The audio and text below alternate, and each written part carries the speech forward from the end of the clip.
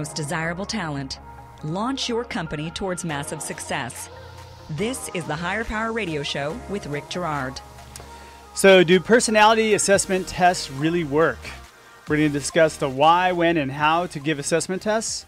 Personally, I'm not a big fan because they do nothing to develop human connection, which is so important in today's landscape. I know my DS is going to totally disagree with me, but hey, we're going to have fun with it. Today's quote: body language and tone of voice, not words, are our most powerful assessment tools. Any idea who said that, Mr. David Ferguson? I'm not sure who said that. It's Christopher Voss. I just learned of him the other day. He's a former FBI hostage negotiator. Nice. So you must know his stuff. I'm Rick Girard, and welcome to the Higher Power Radio Show. Our mission is to help entrepreneurs and startup executives avoid costly hiring mistakes. We identify a specific problem and provide proven tactical solutions to solve your company's most difficult hiring challenges.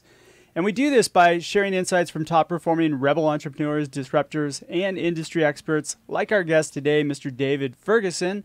He's the CEO of My Solutions, a software company that focuses on manufacturing, which includes manufacturing resource planning and supplier-buyer communication. Since its inception, My Solutions has grown to over 500%. Wow, nice work, David. Thank you.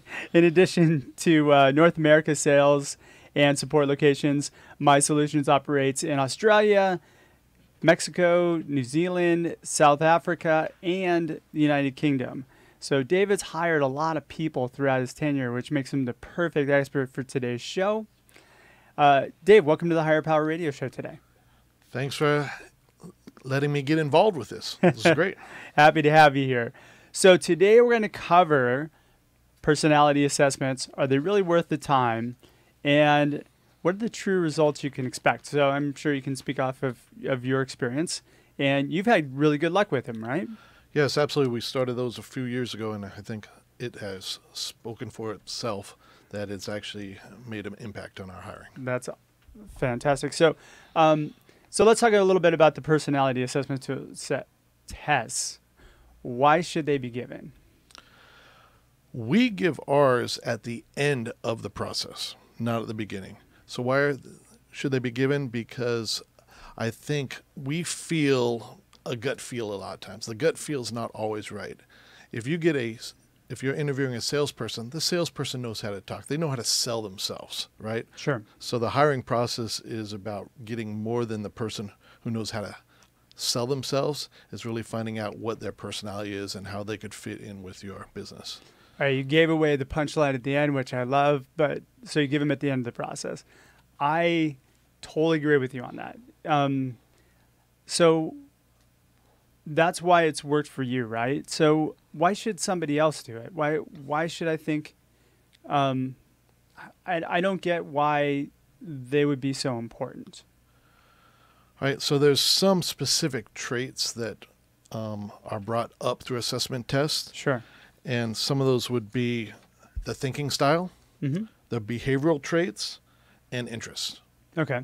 Right. Interests are pretty easy to find and figure out, but those other areas are very subjective at times, and getting a PhD who's written some assessment tests really helps out. Yeah, definitely. Well, I find that the interest part is what most interviews usually tend to be about, right? Well, I'm interested in cantaloupes, and you're a gardener, so we should talk about that. Right. Right? People find commonalities through LinkedIn or whatever, and they're able to manipulate the interview that way. Yes. But isn't that something that, as a general rule, we can probably overcome by having a really strong interview process, maybe that's behavioral based? I'm totally injecting my own agenda in here, so feel free to argue with me on it. Yeah, the behavioral base, absolutely, but it's still hard. This is just another tool to add on to that. Yeah. Absolutely, behavioral based interviewing process is good. It gives you a lot of information. But a lot of us, like when I started hiring more people, we started with 5 people 10 years ago. Now we have 40. I'm not an expert at hiring. So that I'm not doing it every day, so I don't know all the little techniques and nuances to look for. Sure. So some questions that, as I was preparing for this, that kind of came to mind is, is really, if you think about a personality assessment test, I think you do it right 100% because you do it at the end of the process. You have somebody engaged at this point. But there's too many companies that actually do it at the beginning of the process as a screening tool or an identification tool, right? And I think some personality assessment companies market themselves as that way. So as a candidate identifier before you even talk to somebody. Right. I don't do that. We don't do it as a company. If you look at the Indeed world, they actually let you post a few questions, how many years, and they kind of filter out some people up front. Sure. We do very minimalistic on that end, like how many years of sales experience you had or how many years of development. But I think talking to people is a lot better. You really have to get to know who they are. And it's important to remember there's two different types. You have the skills assessment tests, and then you have the personality ones, right? Correct. So the personality ones would be the the Myers-Briggs, the productive index. I think you use one that's a little bit different. What is that? Ours is called the PXT. The PXT. Okay. And God, there's like 25, 30 different personality tests that are out there. Yes. I think I've had a couple smaller ones that have been on my show in the past. Skills assessment tests. Now, do you guys use skills assessment tests as well? Yes, we do a skills assessment test, but it's a little minimal. We do hire software developers. Sure.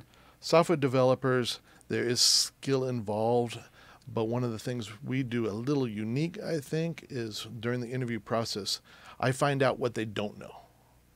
Why do I find out what they don't know? It's because I want to see, can they learn something, right? How quick can they learn? Are they independent on learning this? So I actually give them a little quiz that they could go home, spend a half an hour on, and they actually have to do a little research and come back to solve that problem I give them. Okay, so it's more of a problem as opposed to solving, like doing a coding challenge for 4 hours or something to that. Yes, or maybe a little coding on the problem, but let's say they've never created a web page using Angular.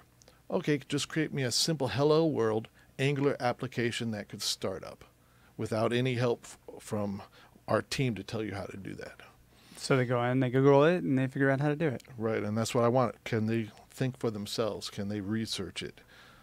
Yeah, it's pretty. So the skills assessment test, I would imagine, to me, is more valuable kind of more in the beginning of the process because skills are important, but you tend to look for transferable skills or brightness that can transfer over, right? Correct. As opposed to, like, I need somebody who's got 4 years of this and 5 years of that. Right. I don't trust the 4 years of something, 5 years of something. They get exaggerated considerably. Yeah. And somebody knowing a skill, especially in the development world, doesn't mean they know it very well. They may have been doing something for 10 years, but they never learned different ways to do it. They were never mentored on different ways because in the software world, many different ways to skin the cat. Yeah. Well, in the recruiting world, too. First 10 years of my recruiting career, I didn't really know much more than what I had learned the first 6 months because I was just transactional. And then I became enlightened, and then it became a whole different. Then I went on this learning binge. So now I can't get enough of it. But I think I could have said 10 years ago that I had 10 years experience, but I still, I don't think I was half as good as I am, or actually even a quarter as good as what I am now. So right. Learning is the key, and continued learning because there's new ways to do things, new technology out there all the time. Absolutely. So do assessment tests damage a personal connection?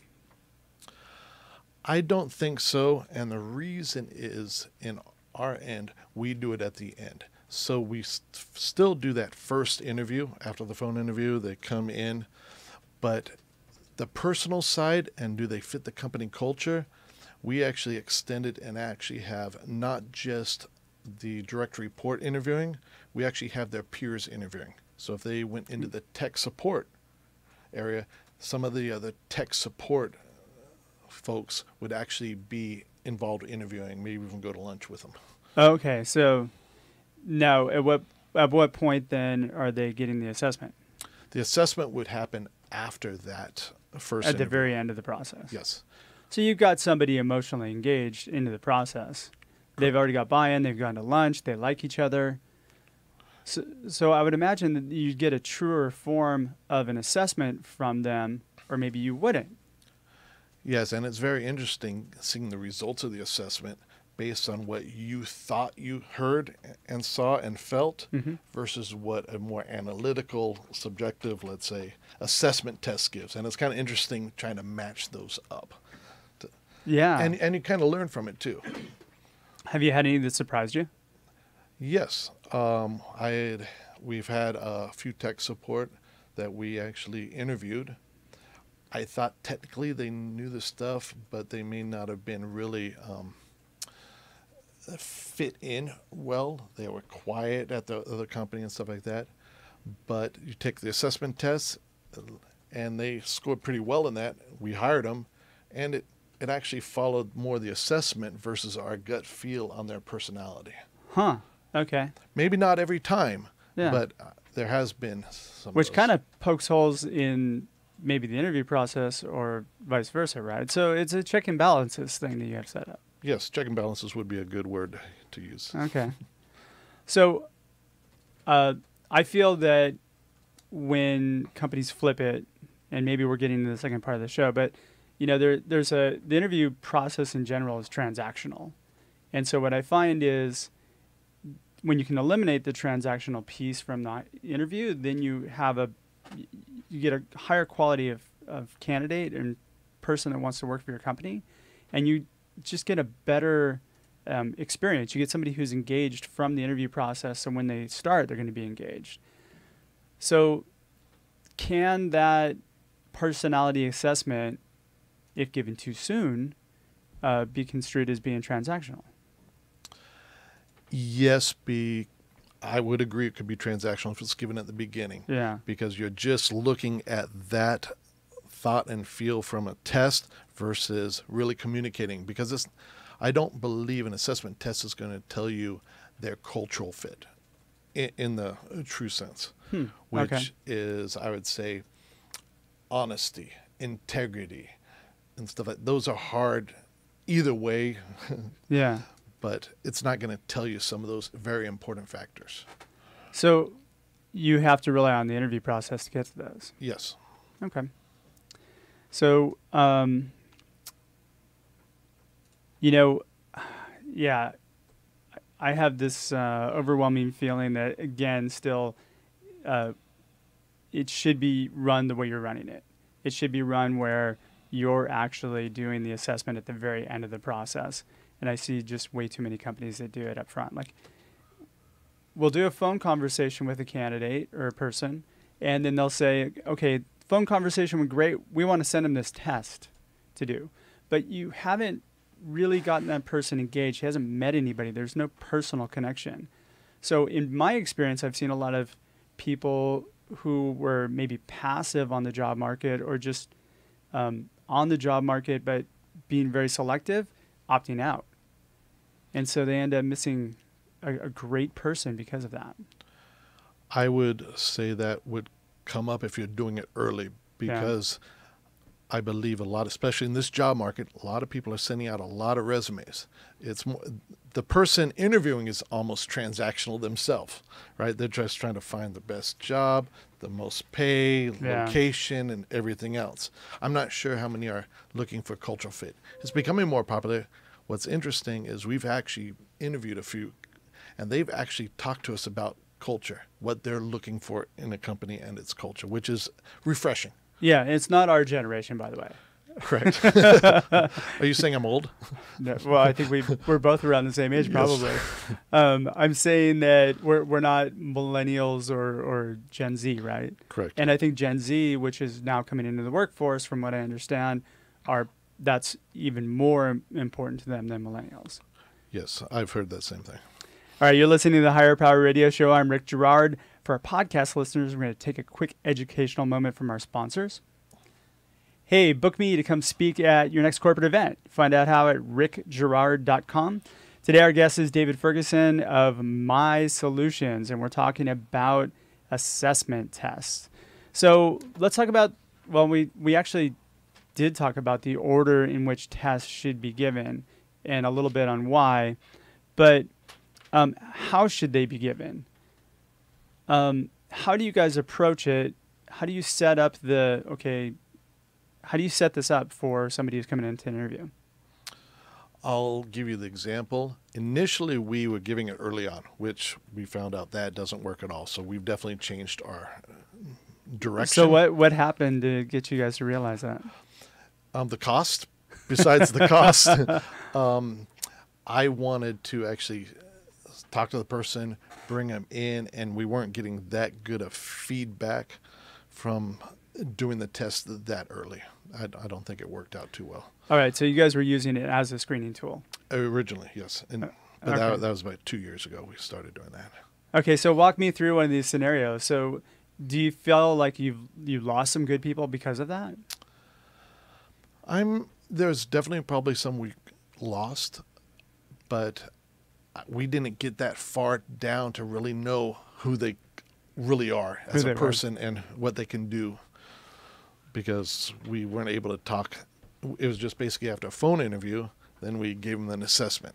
So we leaned too much towards the assessment as a guide, versus a tool as part of your whole quiver. But is that what I'm not familiar with some of the companies. Don't they market it as a screening tool like that you'd use early in the process? They want you to use it as much as possible because of the fact that it's the cost. Yeah, that could be an advantage for them.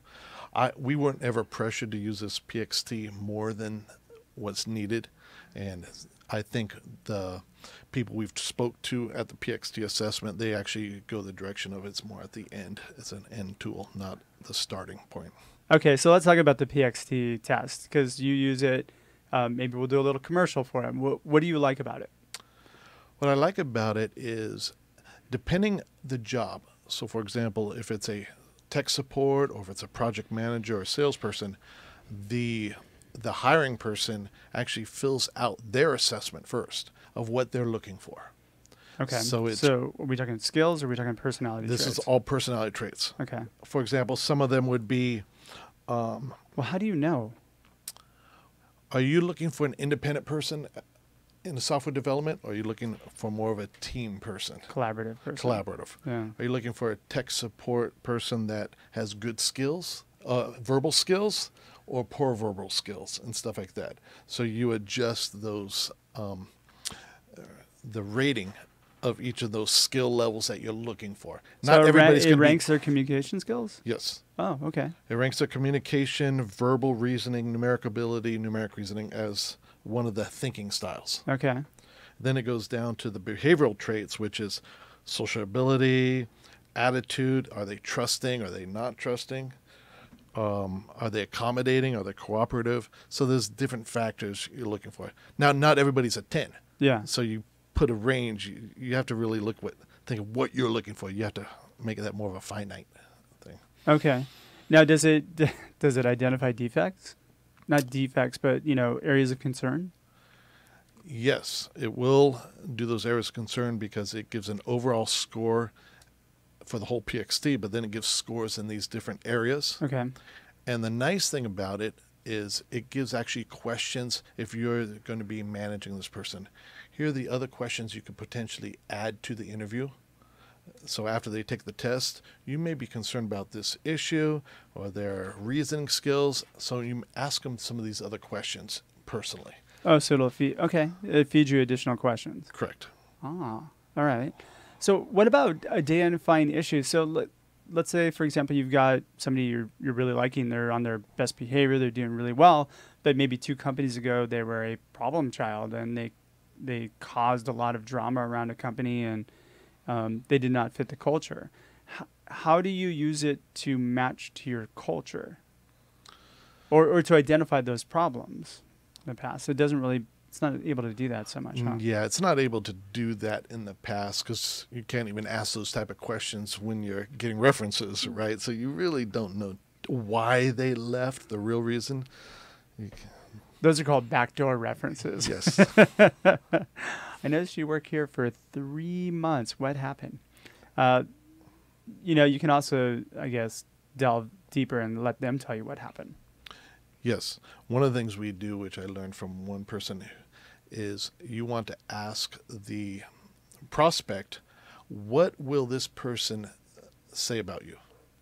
And then when you call the reference, you ask them the same question, and they should sync up, right? How does that person feel about the person they were reporting to and stuff like that? But here's the weird thing about references, though. People only give references they know are going to be good. Well, I take that back. I have had people that have given bad references. But for the most part, you're going to talk to somebody, you're going to get a good reference. I think where you do have to take caution is when you ask for references from specific companies, whether or not they're able to feed you those people. Yes, because you have problems calling sometimes and they're busy, so you can't get through. So we definitely want references that will call us back or email us back.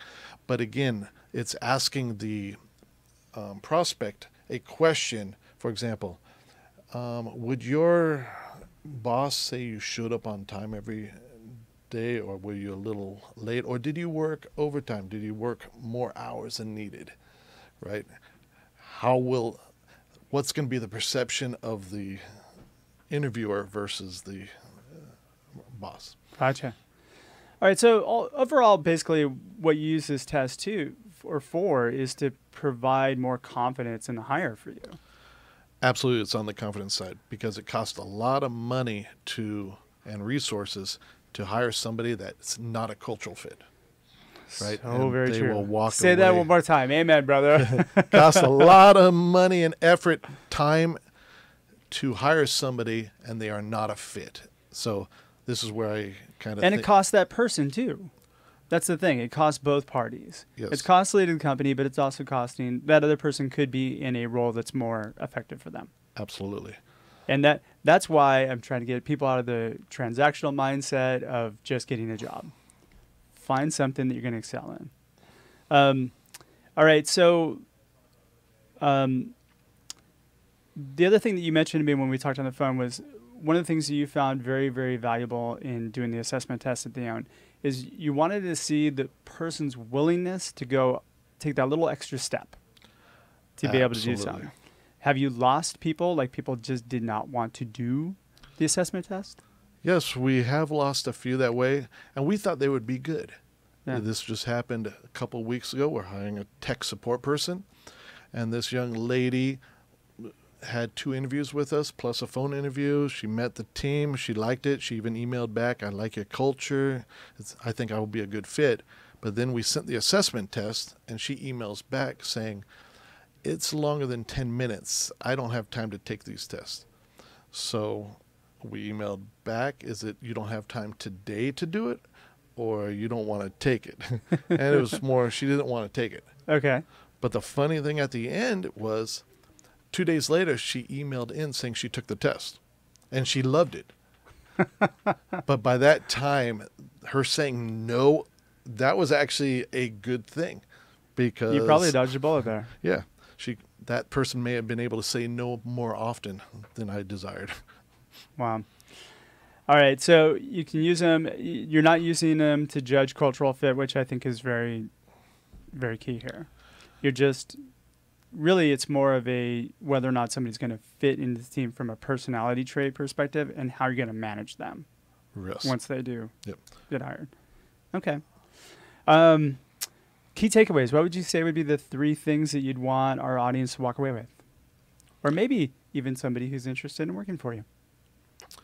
I'd say the first takeaway is the assessment tests are good. They provide a tool, but do it at the end of the process and not at the beginning as a filter. Amen.